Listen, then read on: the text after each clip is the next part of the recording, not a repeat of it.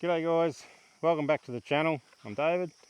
Something a little bit different today. I got asked a little while ago about doing a garden tour. I assume the person who asked about it is probably talking about my bonsai related stuff in the garden, but I don't really have much to see on that front. So I do have a little bit of a garden that I'm working on. It is a work in progress.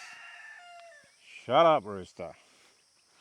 It is a work in progress, like all gardens I guess, but well, maybe there'll be some people who might be interested in going for a bit of a walk around. So yeah, we'll go for a bit of a walk around and I'll show you what I'm working on, what's growing well, and yeah, what my future plans are. So this is the very top edge of my garden bed. It's at our front gate. Originally, I wanted to grow proteas here. I have 3 protea plants left here. They're pretty cool. I do like them. They flower well. They have grown fairly well for me here. But we had a really wet season a little while back, and a lot of them didn't survive. So I'm guessing these 3 here, probably on borrowed time. They're probably 5 or 6 years old now. So they've done all right, but I need to replace them with something. So what I'm going to grow now is I'm going to grow eucalypts. I've got a number of eucalypts all the way along this front bed now. I think there's a red cap gum at the end, peppermint gum, red flowered ironbark.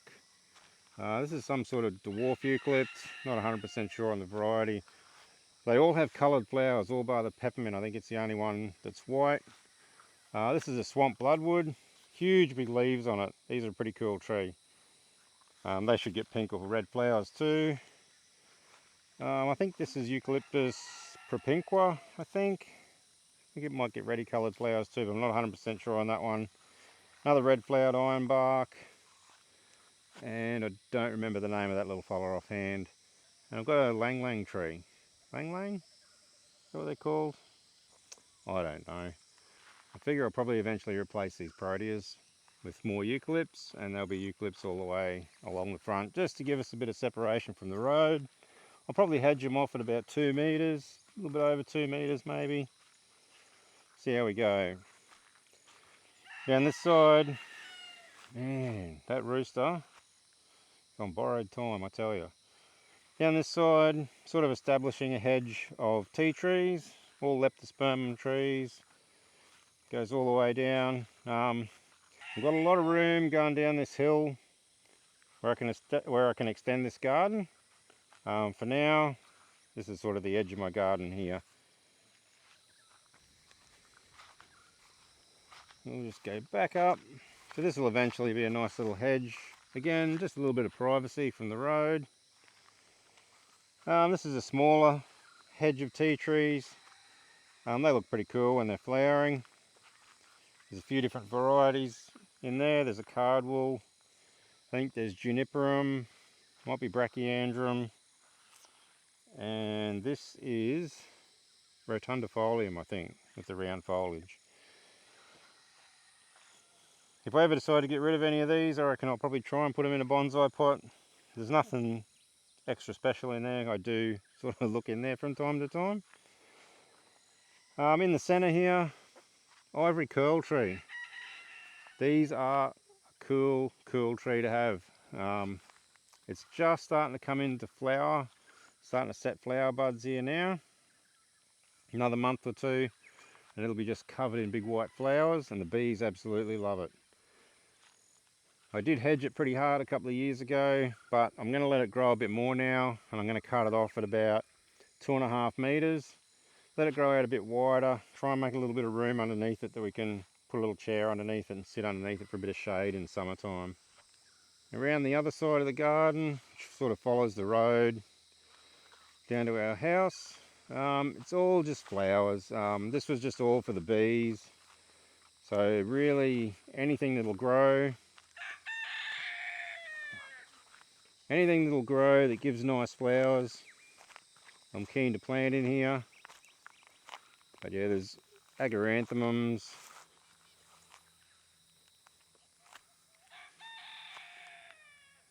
there's fuchsia, bittons, osteospermums, there's all sorts in here.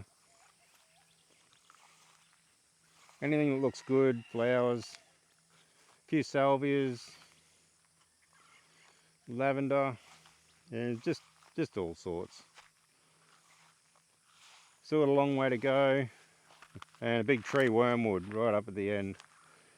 Looking a bit scraggy at the moment, probably needs a big prune back. In the centre here, we've just recently plumbed water up here, so I actually have water to water the garden with. Used to involve dragging a lot of hoses up here to get water to it.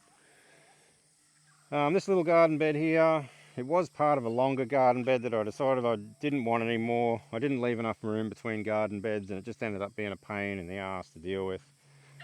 So I just wanted to get rid of all these garden beds, but this one I couldn't get rid of this little section of it because my old dog, old Harry dog, she's buried in here. So yeah, this little garden had to stay. Almost a year she's been gone, and I do still miss her, but yeah, she's still here. Anyway, down this way, this whole garden here was always going to be a herb garden. Just all sorts of interesting stuff in here. I've got the absinthe wormwood. We've got a licorice root. It's a tiny little plant. It's been in there for, it's probably its second year in the ground.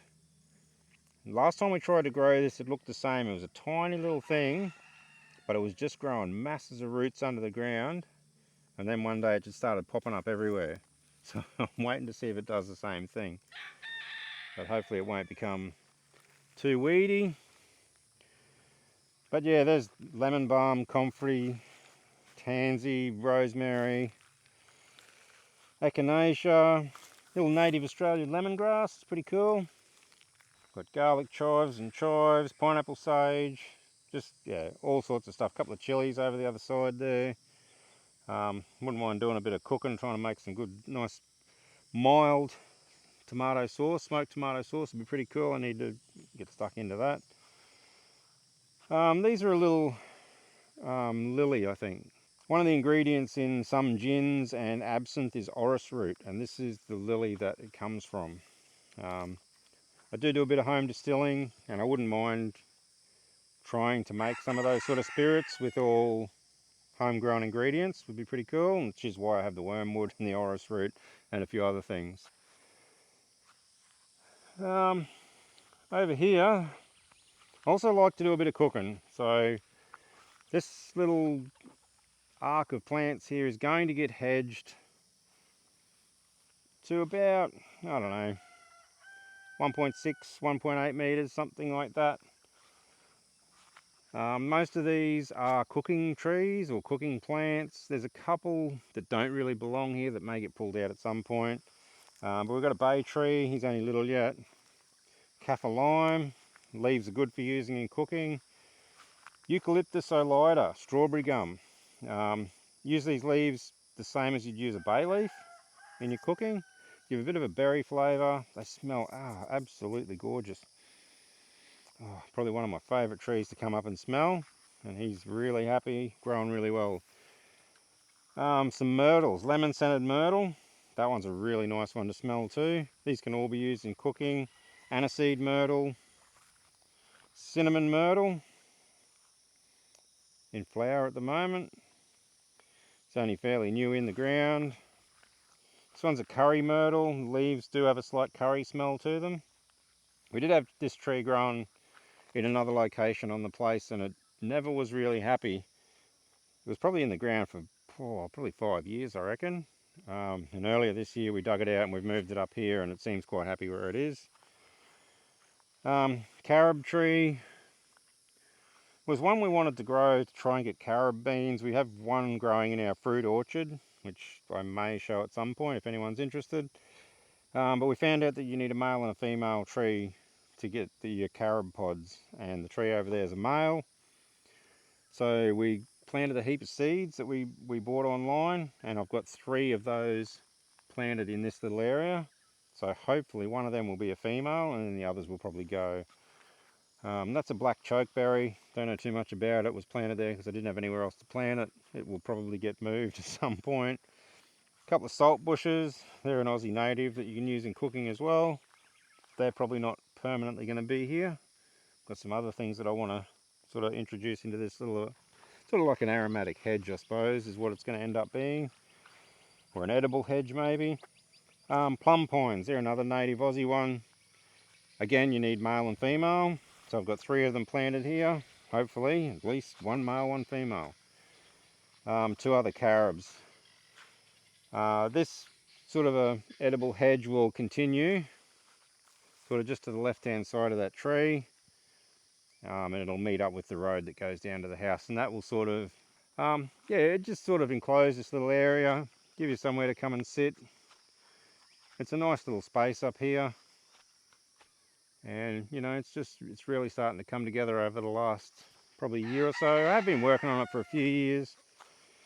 We've had a few setbacks. Running out of water was probably a big one.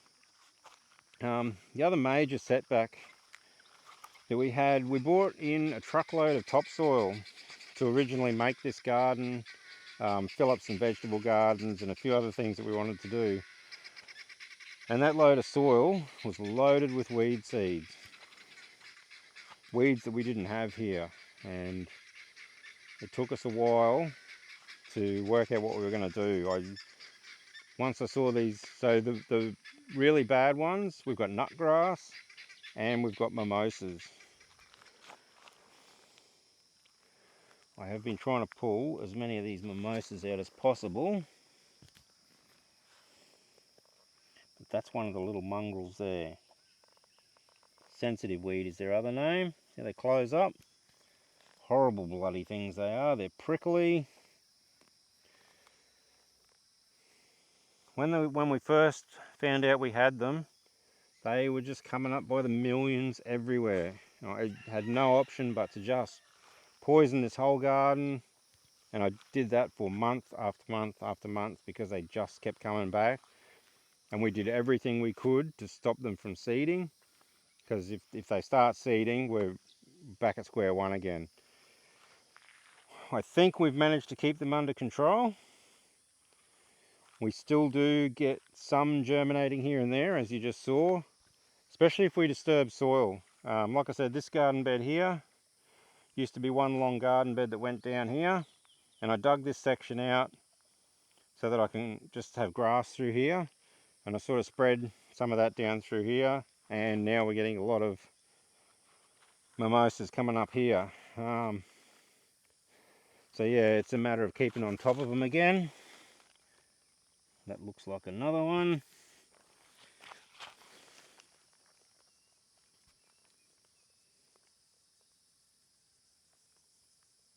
Yep, sensitive weed, mongrel things. Yeah, doing our best to keep on top of it anyway. This is an elderberry tree, elderberry bush.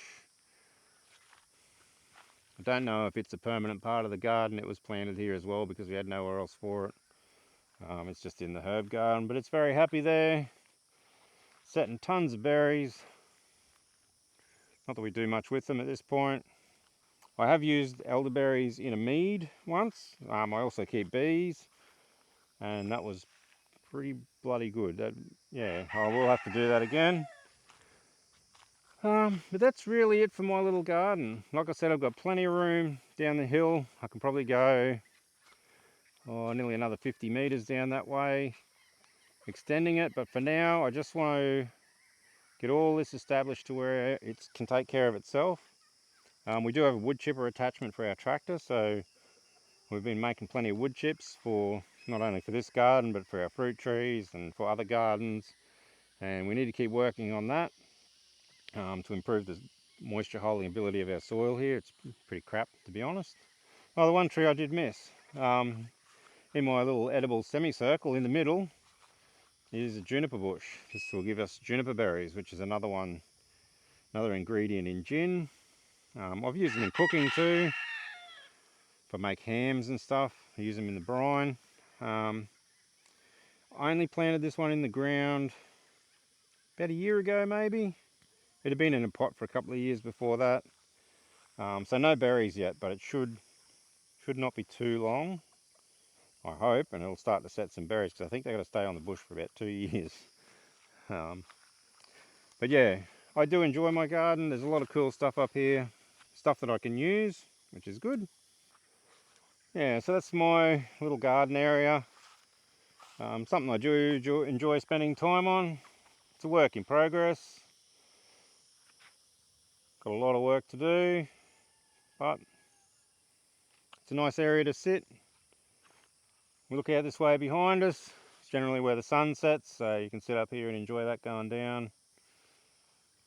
Just need a little bit more shade for the summer months, which is why we're going to grow this beautiful ivory curl, growing a bit taller, a bit wider, try and make a bit of an area underneath that we can get out of the sun. Would be really cool. Anyway, that's my garden.